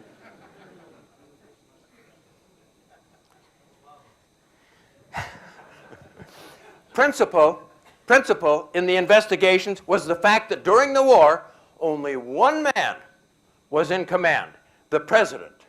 Therefore, any phone calls in or out of the White House, any meetings, any conferences, the slightest bending of any intelligence could go bad for the Democrats at the polls. They saw to it that absolutely none was introduced. From November of 1945 until May of 1946, and I've seen this stuff, there were 15,000 pages in 17 volumes, most of which, or a good hunk of which, came from the earlier 5 investigations exonerating Washington and accusing Admiral Kimmel and General Short of the dereliction of duty. One of the principal problems that the Congressional Committee had to resolve was the fact that, remember, their mission is to clear the president of any knowledge of the attack prior to the attack itself. But one of the big problems was the winds code alert. As Tom Kimmel pointed out, we had broken the Japanese diplomatic code prior to Pearl Harbor, and with the aid of the magic machine that we had developed, we were reading Japanese intelligence faster than their own embassy could read it. We discovered that Japan is about to declare war on at least one of 3 nations: Soviet Russia, Great Britain, and or the United States. Now, obviously, in the interest of security, Tokyo just can't come out and announce to all its Japanese embassies around the world with whom they're about to declare war. But the embassies will know with which nation or nations Japan is about to declare war on by the presence of a fake weather forecast. A different forecast meaning war with each nation. And this forecast would be inserted in the middle and at the end of the Japanese evening news. So all the embassies had to do was monitor the news and listen for the weather. The weather forecast meaning war with the United States was the infamous east wind rain, Higashi no Kazuyami.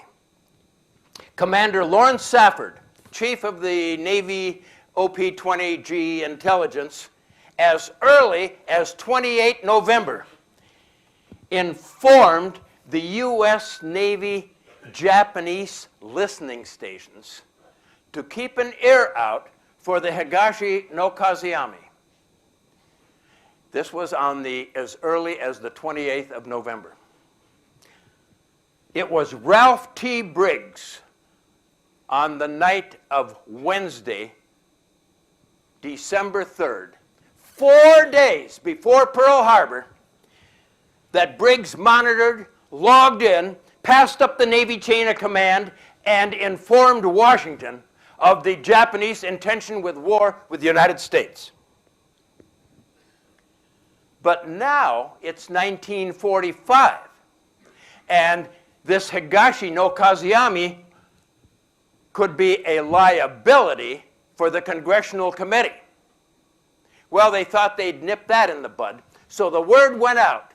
Any Navy personnel, anyone that had had any contact with the East Wind Rain Code was ordered not to appear before the Congressional Committee. And ironically, all references of the code suddenly disappeared out of Navy and State Department files. One of the first resolutions of the 79th Congressional Committee was what was referred to as Resolution 27 in Section 3, which stated that no one giving testimony at the congressional hearings could have that testimony used against him.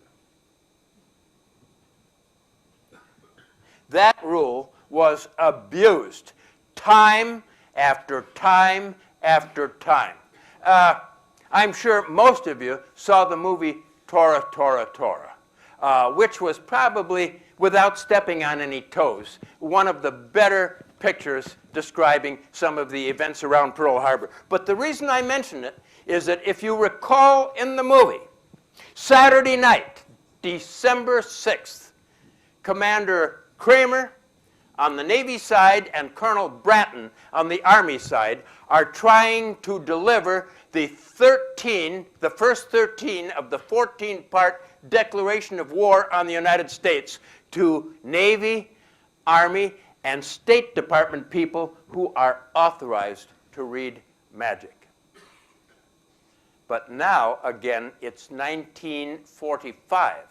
And the mission of the Congressional Committee is to discount any knowledge of the war before the first bomb, of its coming before the first bomb fell. Therefore, Commander Kramer was informed that he was facing permanent residency in a mental institution if his testimony didn't conform to the prescribed scenario of the Congressional Committee. Colonel Bratton, who, by the way, in the movie was portrayed by Owatonna's own E.G. Marshall. Colonel Bratton, who had on 6 previous investigations stated under oath that he had delivered the 13 parts Saturday night, December 6th. Now, in 1945, to save himself, testified under oath that he had made no deliveries Saturday night, December 6th. General Marshall and Admiral Stark both testified at the congressional committees, and they both agreed on one thing, that early in the game, Admiral Kimmel and General Short were not given the intelligence that they should have had. Everything was watered down. But now in the 11th hour, hours before the real thing, it's too late to send them the real intelligence because, as General Marshall said, quote, it would have only confused them. What I'm going to tell you now, in case you choose not to believe it, and I will back it up, is found on page 1942, volume 4 of the congressional hearings. Our buddy, Admiral Richmond Turner, Chief of Naval War Plans, is speaking under oath. Now, he's not a, Tom Kimmel and I are not fans of his, but nevertheless, we've got to quote what went on. Admiral Turner stated under oath to the Congressional Committee on the 20th of December, 1945, and for those that doubt this, it's on page 1942, volume 4, Turner said, and I quote, "We were prepared to divert traffic to the Torres Strait once we knew war was imminent, so that the track of the Japanese task force would be clear of any traffic that could warn Pearl Harbor."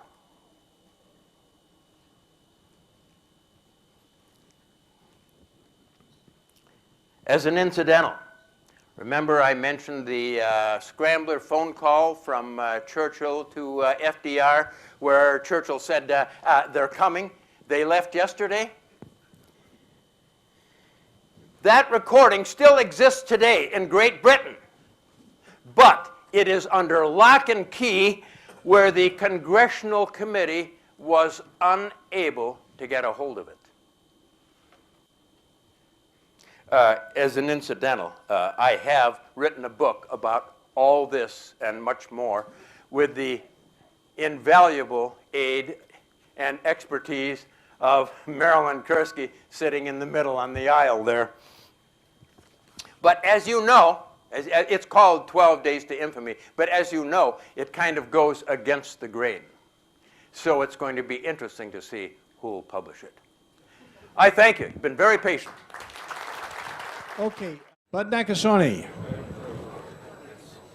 tell us about what you saw the morning of December 7th when you were having your Wheaties. Hello, hello, hello. Mine will be later. All right. I was in Hawaii at a place called Wahiawa, which is in the middle of Oahu Island and very much closer to Wheeler Air Force Base today than in Wheeler Air Corps, okay? Today, Wheeler Air Force. At any rate, here I am having my breakfast. It's now about 7:30, 7:40. And what was I having? Come on, what was I having then for my... Correct. I was having Kellogg's Corn Flakes. Looking out through my screen door over towards Kole Kole Pass, where the Waianae Range is located, and then I see a flight of Navy planes coming through, probably about 15, 18 of them, through the pass area. They came swooping down and began strafing Schofield Barracks. At that time, Schofield was the largest Army post. All right? No bombs were dropped there. Then they went up in the air again. I saw them in perfect formation. Then, and Wheeler Air Force is right next door. And then it swooped down again. And my goodness, as these people have said, all the planes were left together, bunched up. Even though they had buttresses on the other side, abutments and so on, they were not there. Why? Because the commanding general, General Short, had indicated that we want to have all these planes together in a small group so we can conserve a manpower and have by wheel vehicle go around and guard them. Why? Because they did not trust people like me. I am a Nisei. A Nisei is the second generation Japanese American, okay? So there, and to go on one step further, now we've been here for such a long time that I'm down to the 5th generation. I've got great-granddaughters, okay? And all melded into America's society, for which we are very thankful. But anyway, here I'm having my, and I see the bombs coming down because the planes were now dropping the bombs right on the planes. I see the hangars going up. I see the planes going up. Bombs coming on. Weapons going out. And I say, oh my God, this is terrible. And I dash outside because I hear a plane coming by. I look outside, and by golly, there, on the fuselage, the red meatball. Both wings, red meatballs. And I dash back into the home, turn on the radio, and it says, all servicemen, return to your bases. All servicemen, return to your bases. The Japanese are attacking us. Return to your bases. This is no joke. This is the real McCoy. Return to your bases. And that's how it greeted me. All right? Now, you want to hear some more?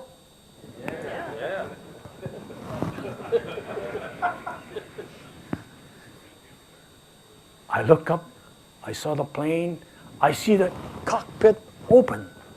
I see the helmet, cloth helmet over, I see the goggles, all right? And the scarf flowing in the wind, a la Snoopy, all right? And by golly, I look up there, it's no more than 250 feet up in the air. I look over towards Pearl Harbor, which is no more than 14 miles away. And here we see attack fire going up.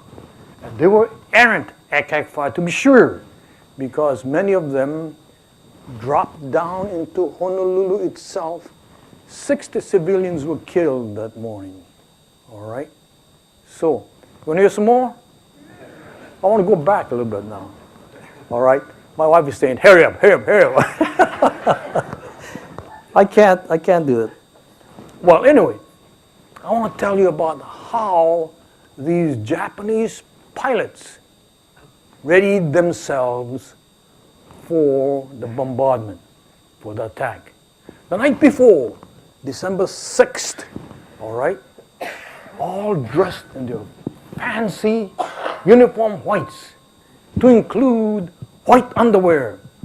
Japanese believe cleanliness of the body is next to godliness. All right? And so we went down into the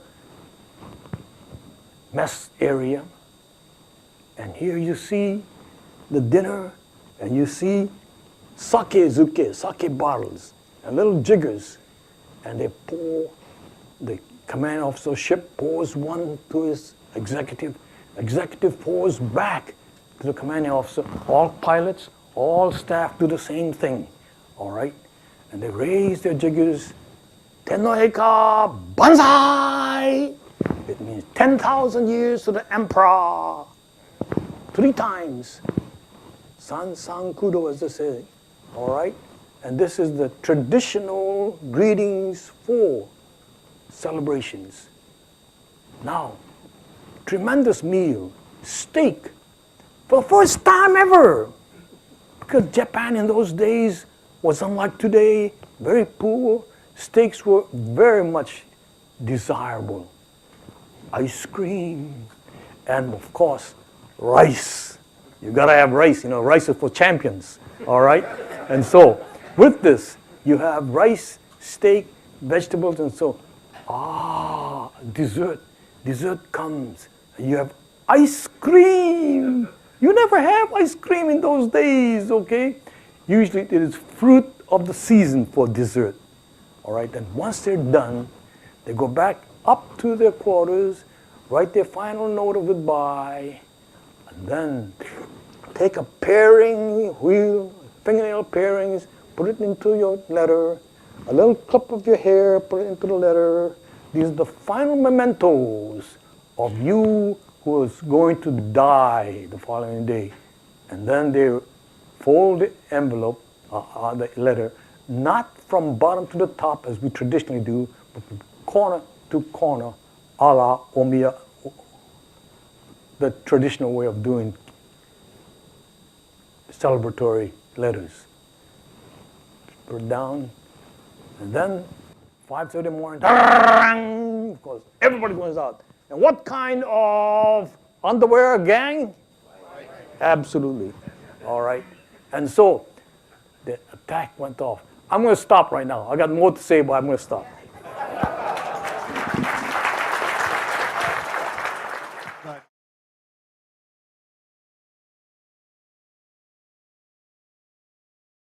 I'm going to challenge Jim Johns. If the vacancy order was issued in November, why were the carriers allowed to head for Wake and Midway in violation of that order? No, just leave it out. Just speak into. You can hear me? Yeah. Okay. The mission of the carriers at the time was legitimate, except when they actually left port, it wasn't. The plan of the original carriers, there were 3 carriers at Pearl Harbor. The third one, Saratoga, was in San Diego being refitted. Then there was the Enterprise and the Lexington. The original purpose, and Admiral Kimmel had gotten a heads up on the 10th of November that there were going to be missions for the carriers to deliver fighters to Wake Island and Midway.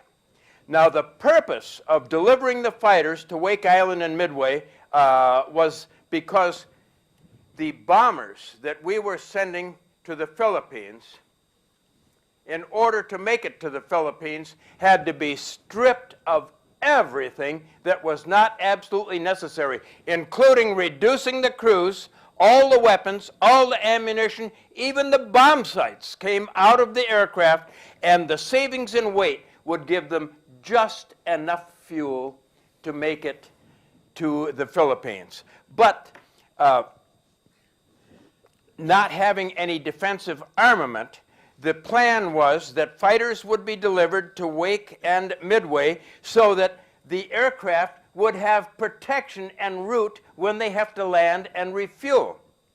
However, in the 11th hour, this all of a sudden was no longer necessary because General Brereton in the Philippines informed Washington No more aircraft.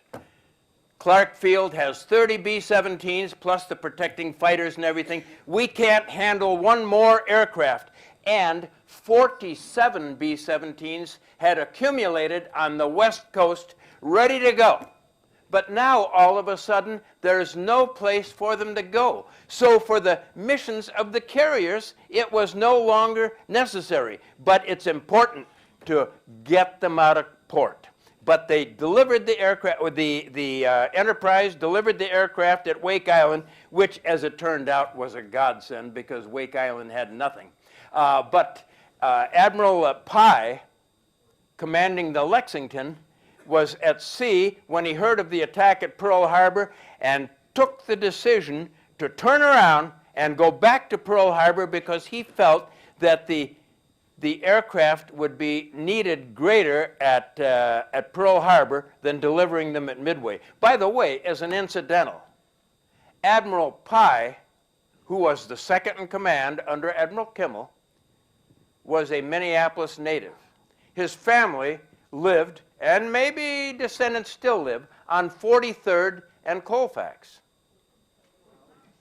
But that's the story. The mission of the carriers turned out not to be important. Now it was just to get them out of port because there was going to be no B-17s that the fighters they were delivering were going to have to protect. But my question to you was... Oh, you mean that didn't answer your question? It violated the open sea command. Yes, Right? it It yes, did. Yeah, well, yes, it did. Okay. It did. You're absolutely right. That's enough. Stop. Okay, questions? Question for Mr. Kimmel. What do you think of the theories that have been expressed by Mr. Johns? Which one? The most significant piece of information, if it's true, would be this warning phone call from Churchill to FDR on November 26, 1941. Well, it just so happens I know an awful lot about that. This was claimed by a fellow by the name of Gregory Douglas, writing under that name. He has several aliases. He called me up when I was still in the FBI in 1995, told me he had just written a book about this. It's the first of 4 books that he's written about Heinrich Müller, the head of the Gestapo, the only head of the Gestapo, who was purportedly wiretapping the transatlantic cable. David Kahn goes into this in some considerable detail, trying to flesh out what's true and what's not true about this. Interestingly, General Marshall, testifying before the Joint Congressional Committee, is asked about the transatlantic cable and said that Churchill and Roosevelt talked on this cable all the time, and that he, Marshall, had counseled FDR and Churchill on numerous occasions not to talk on that transatlantic cable because the Army itself, excuse me, had figured out a way to intercept it through an induction process. So they knew it was not secure. So the real question is just how much did Churchill and Roosevelt speak on that cable? The text of the purportedly intercepted conversation, intercepted incidentally by the German postal authorities, and turned over, German postal authorities, and turned over to the Gestapo, purportedly. That original transcript is in English, and Gregory Douglas, or whatever his real name is, sent me the original, which I have. I spent at least 10 years trying to figure out the truth or lack thereof of this communication. And except for the fact that some Canadians have somewhat confirmed this, The biggest problem I've had is with the Director of Central Intelligence under Ronald Reagan, William Casey. He wrote a book about defeating Hitler. Can't quite remember the name of the book. I think it was 1987. I think it's on page 7 or 9, I can't remember right now, where he said that the British had warned us before the attack that the Japanese task force was steaming towards Hawaii. Now this was just before Director of Central Intelligence Casey deceased, so we were never able to go back and ask him about that. All right, I'll give you the short of it here because I see he's getting up, but I did mention I know a lot about this. I have determined that the author, Gregory Douglas, I have determined that he's a fraud, at least to my own satisfaction. So I was contacted by a fellow by the name of Mo Shervastava, who was an academic out of MIT and a math professor out of the University of Illinois by the name of Phil Kushner. They asked me if I would send them a copy of this purported original document, which I agreed to do, and they asked me if I would co-author with them an article about it. And we have done that. And if you want a copy of it, you send me an email and I'll send it to you. But you have to claim to be a friend of mine or I can't send it to you. I wanted to put it on my website, but there are some proprietary interests in this. And the website is www.pearlharbor911attacks.com. Wait a minute, Don. I get a rebuttal. Oh, okay. Assuming that what Tom says is true, that the phone call did not exist, then how do we explain the break-off in negotiations, the order to get the carriers to sea, and visually that you all saw the vacant sea order? It looks like all of you are in agreement that Washington did know about the attack in advance, especially FDR. So my question is why? Why did they hold this information back? What was the motivation for it? The information was held back because if the Japanese knew that we knew, they might be tempted to call off the attack. Japan had been fighting in China since '37. I mean, hundreds of thousands of people have been killed, and lots of stuff has been going on since '39 on the European thing. So, you know, it was, how can we become a bystander in this? Every book I read says that the Japanese fleet practiced total radio silence. Are you disagreeing with it now, John, or you, Tom? The short answer, which I'm gratified to be able to give you quickly, is I don't know. There are indications that they broke radio silence. There are other indications they did not. It's still an open question in my mind. Probably the most significant unexplained information about breaking radio silence has to do with the experience of the lure line tracking the Kido Butai when they stopped to refuel, doing this while they were in transit, while the lure line, a U.S. Ship, was in transit from San Francisco to Hawaii, reporting the track of what they presumed was an attacking force. And they had no idea whether it was true or not, but they speculated it. And then we later found out that they had predicted just when the Japanese had stopped to refuel. They knew it. Again, I don't know, but here's the communication that was sent to me by Gregory Douglas concerning Heinrich Müller. Are you familiar with the book? Well, here's the actual communication. You can read precisely the pertinent parts, which I've highlighted for you here. Well, Churchill's B, FDR's A. No, at this moment, says Churchill, their forces are moving across the northern Pacific And I can assure you that their goal is a little bit of German there, fleet in Hawaii at Pearl Harbor. Again, if you want a copy of this thing, send me an email. I'll send you a copy of it. I do hasten to add that my analysis of this over 10 years is that this was a fraud. I know this guy, Pete Stahl. I know him rather well. I talked to him for hours over a long period of time. He'd served time in prison for counterfeiting.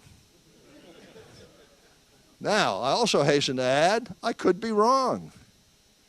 I could be wrong.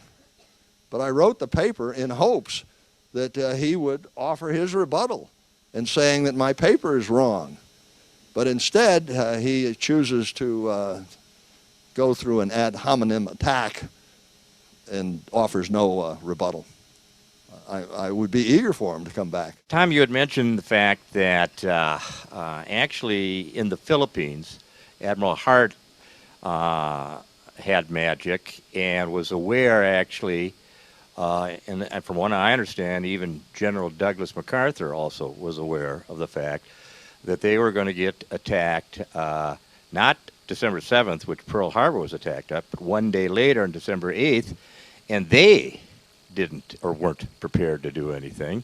And it certainly sounded like no one in the Philippines, after they got decimated, almost as bad, especially on their Air Force, that Kimmel and Stark had, and nothing was done in connection with their command as far as being relieved of command. Can you please comment on that? What do you think about that?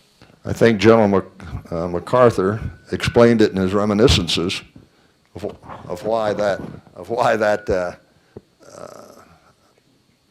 occurred, and his explanation was he was told to let the Japanese commit the first overt act, and he did. They were all under orders. Those were the orders that was controlling everything. Let the Japanese commit the first overt act. It was a brilliant strategy by Franklin Roosevelt, as it turned out, because the greatest American generation suddenly came together, the so-called sleeping giant, and won the war. If the Japanese had just sort of eased into the Philippines, we would probably have had another Vietnam situation with a hopelessly divided country. You know, I think neither of you have still addressed the issue of was the American diplomatic intelligence certain that if we had a war with Japan that Hitler would declare war against the United States? I mean, what guarantee did whatever happened in the Pacific guarantee that this would be a door to war with Germany? Franklin Roosevelt took care of that. He declared war on Germany. Hitler declared war on the United States. Yeah, but Roosevelt brought them up too in his discussions and right after the attack. We all wanted to get into this thing, and we'd been fighting the Germans out there, the submarines. Not that Japan won the next day, but we got into it with Germany pretty quickly. Thank you for coming up. Tom, thank you for coming to Minnesota. Jack, thank you. I wish we discovered you sooner.